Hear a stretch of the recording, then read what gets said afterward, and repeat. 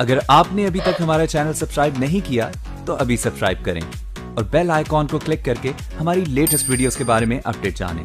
वैश्विक महामारी corona virus के चलते देश भर में लॉकडाउन लागू है।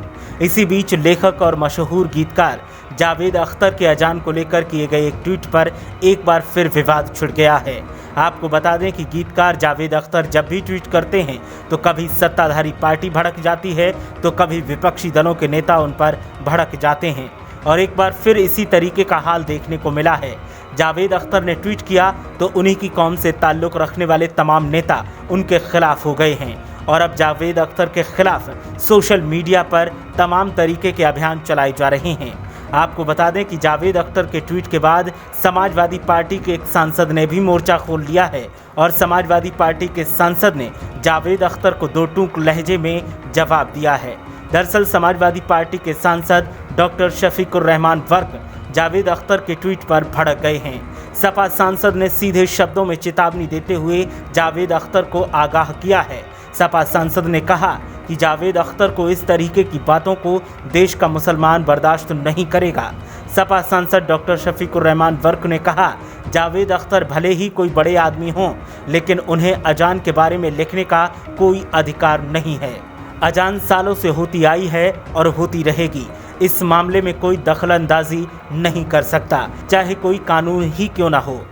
ये शरीयत का हिस्सा है। सांसद शफीकुर रहमान वर्क ने कहा कि गीतकार जावेद अख्तर के मामले में मुस्लिम धर्मगुरु ही फैसला करेंगे। 85 साल के सपा सांसद ने जावेद अख्तर पर निशाना साधते हुए कहा कि उन्होंने अजान पर तो ट्वीट किया लेकिन शराब की बिक्री को लेकर कुछ नहीं कहा। लॉकडाउन में शराब की बिक्री की जा रही है और लोग पीकर सड़कों पर पड़े हैं। शफीकुर रहमान ने कहा कि अजान पर ट्वीट के बहाने अभिव्यक्ति की आज़ादी को रोकने की कोशिश की जा रही है। इससे पहले जावेद अख्तर ने अपने ट्वीट में लिखा, भारत में तकरीबन 50 साल तक लाउड स्पीकर पर अजान हराम थी। इसके बाद ये हलाल हो गई और इस कदर हलाल हुई कि इसकी कोई सीमा ही नहीं रही।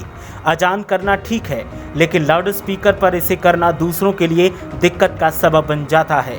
मुझे उम्मीद है कि कम से कम इस बार वो इसे खुद करेंगे। जावेद अख्तर के बयान के बाद रमज़ान के महीने में एक लंबी चौड़ी बहस सोशल मीडिया पर शुरू हो गई है।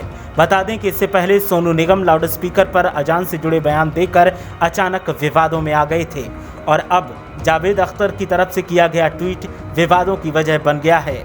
शफीकुर रहमान वर्क के अलावा और भी कई मुस्लिम नेता खुलकर सामने आए हैं और जावेद अख्तर को खुले शब्दों में चेतावनी दे रहे हैं।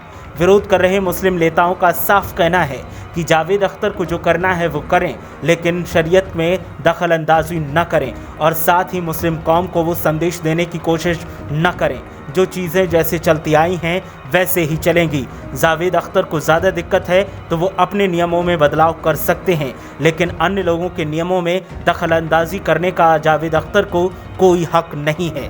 वहीं मामले पर अभी तक जावेद अख्तर ने विरोध करने वालों को कोई जवाब नहीं दिया है लेकिन आने वाले वक्त में जावेद अख्तर जवाब ज़रूर देंगे क्योंकि जावेद अख्तर की तरफ से कभी भी अपने विरोधियों को खाली हाथ वापस नहीं जाने दिया जाता।